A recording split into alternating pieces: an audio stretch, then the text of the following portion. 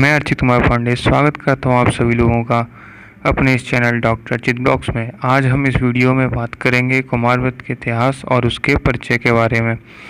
CCIM के according UG और PG के अंतर्गत जो भी इस टॉपिक में इम्पोर्टेंट है वो सारा इस वीडियो में कवर कर दिया गया है। तो आइए बिना वक्त गवाए शुरू करते हैं इस वीडियो को। तो हमें सबसे पहले ये पता होना चाहिए कि आयुर्वेद को सभी आचार्यों ने 8 पार्ट्स में डिवाइड कर दिया, यानी कि 8 अंगों में डिवाइड कर दिया, जिसे हम कहते हैं अष्टांग आयुर्वेद। इस अष्टांग आयुर्वेद में इन 8 अंगों का जो सीक्वेंस है वो अलग अलग आचार्यों के मतानुसार अलग अलग है। ऐसे चरक ने कुछ और सीक्वेंस माना है, सुश्रुत ने कुछ अलग सीक्वेंस माना है। तो जो आचार्य जिस पद्धति में श्रेष्ठ था उसने उस पद्धति को जो है इन 8 अंगों में पहले स्थान पर रख दिया। जैसे चरक काय में सबसे ज़्यादा श्रेष्ठ थे तो उन्होंने काय चिकित्सा को सबसे पहले स्थान दिया। जो सुश्रुत थे वो शल्य में माहिर थे तो उन्होंने शल्य को सबसे पहले स्थान पर रख दिया। ऐसे जो काश्यप हैं वो कुमार व्रत में सबसे ज़्यादा श्रेष्ठ थे तो उन्होंने कुमार व्रत को इन अष्टांग आयुर्वेद में सबसे पहला स्थान पर रखा है। तो हमें इस टॉपिक के अंतर्गत ये पता होना चाहिए कि कुमार व्रत को अलग अलग आचार्यों ने इन 8 अंगों में कौन से स्थान पर रखा है। तो ऐसे चरक ने जो है कुमार व्रत को 6ठे स्थान पर रखा है। सुश्रुत ने जो है कुमार व्रत को 5वें स्थान पर रखा है। वाग्भट ने 2रे स्थान पर रखा है और काश्यप ने पहले स्थान पर रखा है। काश्यप का मेन जो टॉपिक है वो कुमार व्रत यानी बाल रोग को उन्होंने सबसे ज़्यादा एक्सप्लेन किया है, इसलिए उन्होंने कुमार व्रत को सबसे पहले स्थान पर रख दिया है।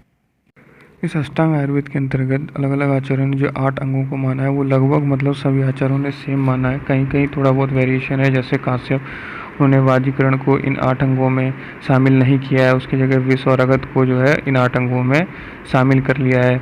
तो अगर आप वाग्भट का एक श्लोक आप लोगों ने पढ़ा हो तो शायद आप इन 8 अंगों के नाम जानते हो, जैसे काय, बाल, ग्रह, ऊर्ध्वांग, सल, दृष्टा, जरा, प्रसान। अगर ये श्लोक आप याद कर लोगे तो आपको आगे फ़ायदा होगा। बाकी हमें इस टॉपिक के अंतर्गत ये पता होना चाहिए कि कुमार व्रत को अलग अलग आचार्यों ने कौन से स्थान पर रखा है। तो चरक ने 6ठे स्थान पर, सुश्रुत ने 5वें स्थान पर, वाग्भट ने 2रे और काश्यप ने पहले स्थान पर रखा है। अब हम बात करेंगे काश्यप संहिता के परिचय के बारे में। तो जिस प्रकार चरक संहिता के जो उपदेष्टा हैं वो हैं पुनर्वसु आत्रेय, उनसे ये उपदेश प्राप्त किया उनके शिष्य अग्निवेश ने, और इन उपदेश के आधार पर एक तंत्र का निर्माण किया जिसे अग्निवेश तंत्र कहा गया, जो आगे चल करके चरक संहिता के नाम से प्रसिद्ध हुई। यानी कि जो चरक संहिता है उसके उपदेष्टा हैं पुनर्वसु आत्रेय, उसके तंत्रकर्ता हैं अग्निवेश और उसके प्रति संस्कर्ता हैं चरक। यानी कि जो चरक संहिता है उसका नाम उनके प्रति संस्कर्ता चरक के नाम पर रखा गया है। उसी प्रकार से काश्यप संहिता का उपदेश दिया था महर्षि काश्यप ने, उनसे ये उपदेश प्राप्त किया वृद्धजीवक ने, और इस उपदेश के आधार पर उन्होंने एक तंत्र का निर्माण किया जिसे वृद्धजीवक तंत्र कहा गया, जो आगे चल करके काश्यप संहिता के नाम से प्रसिद्ध हुई। तो जो काश्यप संहिता उसके जो तंत्रकर्ता हैं वो है वृद्धजीवक और इसके जो प्रति संस्कर्ता हैं वो है वात्स्य। तो वृद्धजीवक का नाम वृद्धजीवक कैसे पड़ा उसके पीछे भी एक बहुत ही इंटरेस्टिंग स्टोरी है। तो चलिए पहले हम उस स्टोरी को सुन लेते हैं और फिर उसके बाद हम अपने वीडियो में थोड़ा आगे बढ़ेंगे। तो कहानी कुछ इस प्रकार है कि काश्यप संहिता से उपदेश प्राप्त करके जो वृद्धजीवक थे उन्होंने जो है एक बाल रोग के ऊपर एक बुक को लिख दिया। इस बुक को लिखने के बाद वो उस समय के जो ज्ञानी पुरुष थे उनके पास ये बुक लेकर के गए, जिससे कि लोग उस बुक को पढ़ें और उसकी प्रशंसा करें।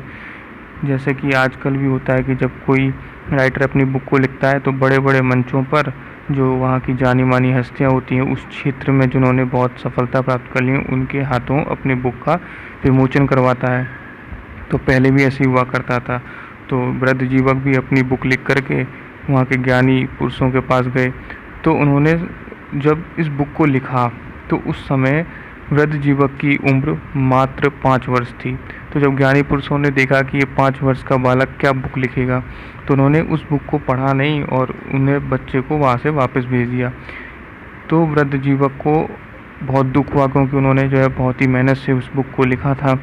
तो जब वो उस बुक को लेकर के वापस आ रहे थे वृद्धजीवक, तो वहीं बीच रास्ते पर एक कंकल गंगा नदी बहा करती थी। तो वृद्धजीवक जो है उस कंकल नदी में उतरे और उन्होंने एक डुबकी लगाई। जैसे ही उस नदी में डुबकी लगा करके वो बाहर निकले तो वो वृद्धजीवक 5 वर्ष से अब 70 वर्ष के हो गए थे, यानी कि वृद्ध अवस्था को प्राप्त हो गए थे। अब जब वो वृद्ध हो गए तो वो दोबारा से उसी बुक को लेकर के उन ज्ञानी पुरुषों के पास गए। तब जो है वहाँ के ज्ञानी पुरुषों ने इस बुक को पढ़ा, उसकी प्रशंसा की और बाद में उस बुक को सभी जो वहाँ के ज्ञानी पुरुष थे उन्होंने उस बुक को मान्यता दे दी। तो इस प्रकार जो है जीवक का नाम वृद्ध जीवक पड़ा, यानी कि गंगा नदी में डुबकी लगाने के कारण वो अब वृद्ध हो गए थे, इसलिए उनका नाम वृद्ध जीवक पड़ गया था।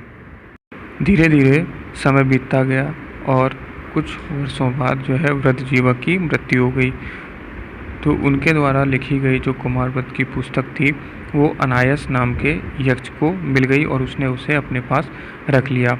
बहुत सालों बाद उनके एक वंशज वत्स हुए।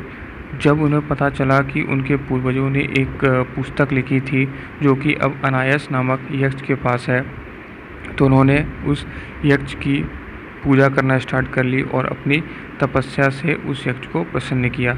उनकी तपस्या से प्रसन्न होकर के यक्ष ने वत्स से पूछा कि बताइए आपको क्या चाहिए। तो वत्स ने उनसे अपने पूर्वज द्वारा लिखी गई उस पुस्तक को मांग लिया।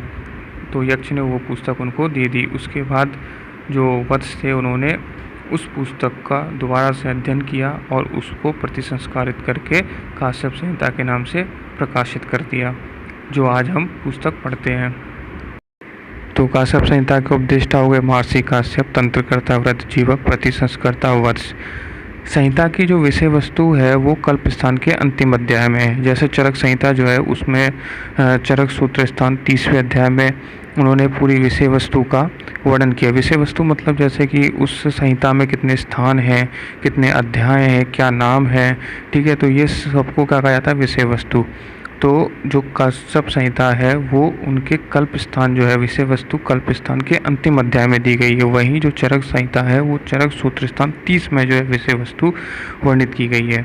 वर्तमान काश्यप संहिता पांडुलिपि नेपाल में मिलती है। अब तो ये टूटी फूटी यानी काश्यप संहिता अब हमें पूरी नहीं मिलती क्योंकि ये खंडित हो गई है, उसके कुछ अवशेष ही हमें मिलते हैं। इसको बाल भाषित यानी काश्यप संहिता को बाल भाषित संहिता भी कहा जाता है क्योंकि वृद्ध जीवक ने केवल 5 वर्ष की आयु में इस बुक को लिखा था, इसलिए इसको बाल भाषित संहिता भी कहा जाता है। इस तरीके की जो पोस्ट आप देख रहे हैं ये हम अपने इंस्टाग्राम पर पोस्ट करते रहते हैं, तो आप हमें इंस्टाग्राम पर फॉलो कर सकते हैं। इंस्टाग्राम की लिंक आपको डिस्क्रिप्शन में दे दी जाएगी, वहाँ हम डेली क्विज भी कराते हैं और इस तरीके की पोस्ट आपको मिलती रहेगी। और जो भी आपको प्रॉब्लम है वो हमें आप डायरेक्ट इंस्टाग्राम पर डीएम करके पूछ सकते हैं, तो आप हमें फॉलो कर सकते हैं, लिंक डिस्क्रिप्शन में है। अब हम बात करते हैं कुछ कुमारव्रत में लिखे प्राचीन ग्रंथों के बारे में। तो ये आपको स्क्रीन पे दिख रहा होगा, ये आपको याद करना है, ये कुछ बताने वाली बात नहीं है। इस पर समय बर्बाद करने से बढ़िया हम थोड़ा वीडियो में आगे चलते हैं, तो ये आप लोग खुद याद कर सकते हैं। जैसे कि बाल तंत्र जो कल्याण वेद ने लिखा, कुमार तंत्र, यामिनी भूषण, इस प्रकार से बाकी सब है वो आप याद कर लीजिएगा। जो काश्यप संहिता है तो काश्यप संहिता में सूत्र स्थान है, निदान स्थान है, विमान स्थान है, शारीर स्थान, इंद्रिय स्थान, चिकित्सा स्थान, सिद्धि स्थान, कल्प स्थान है। तो ये जितने भी स्थान है ये चरक संहिता में पाए जाते हैं और जितने स्थान चरक संहिता में है उतने ही काश्यप संहिता में बस एक एक्स्ट्रा स्थान जो है काश्यप संहिता में माना गया है, जिसको जो है खिलिस्तान कहते हैं, जिसमें कि 80 अध्याय है। बाकी जो क्लासिफिकेशन है वो बिल्कुल चरक संहिता से सेम है। तो आप अगर किसी एक का याद कर लेंगे तो दूसरे का अपने आप याद हो जाएगा। तो चलिए अब हम थोड़ा आगे बढ़ते हैं।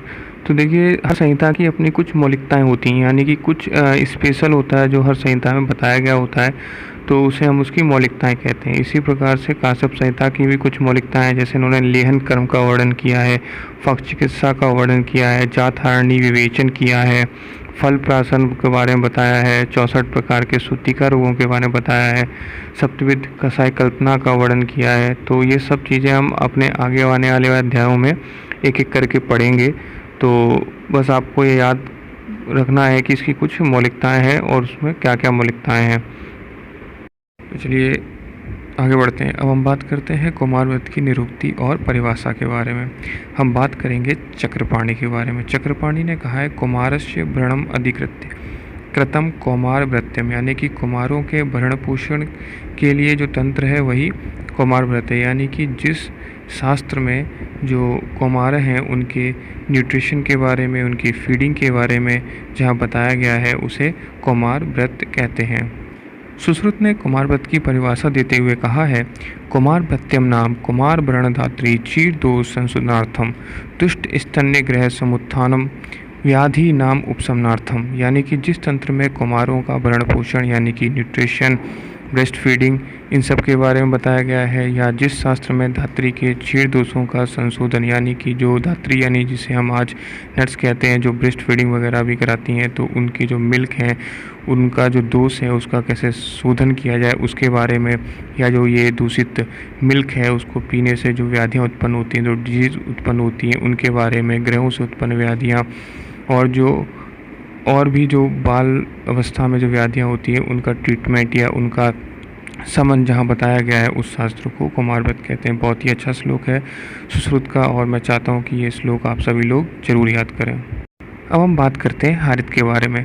हारित ने कुमार व्रत के अंतर्गत गर्भोपक्रम विज्ञान को, सूतिकोपक्रम को, बाल रोग समन, इन सब का समावेश कर दिया। यानी कि गर्भ से लेकर के उसका डिलीवरी हो जाने के बाद जो सूतिका परिचर्या वगैरह होती हैं, बाल रोग वगैरह होते हैं, उन सब का जो समावेश है उन्होंने कुमार व्रत के अंतर्गत कर दिया है। आपको इसमें केवल 2 ही श्लोक याद करने हैं, एक चक्रपाणी का और एक सुश्रुत का। ये इतने भी श्लोक आपके स्क्रीन पर आ रहे हैं, इसका आप स्क्रीनशॉट ले सकते हैं और इसे आप याद कर लीजिएगा। इसी के साथ ये चैप्टर ख़त्म होता है। अगली वीडियो में हम बात करेंगे वायु विभाजन के बारे में। अगर आपको ये वीडियो पसंद आया हो तो वीडियो को लाइक कर दीजिए और चैनल को सब्सक्राइब कर दीजिए। तो चलिए मिलते हैं अगले वीडियो में, तब तक के लिए पढ़ते रहिए और जीवन जीते रहिए।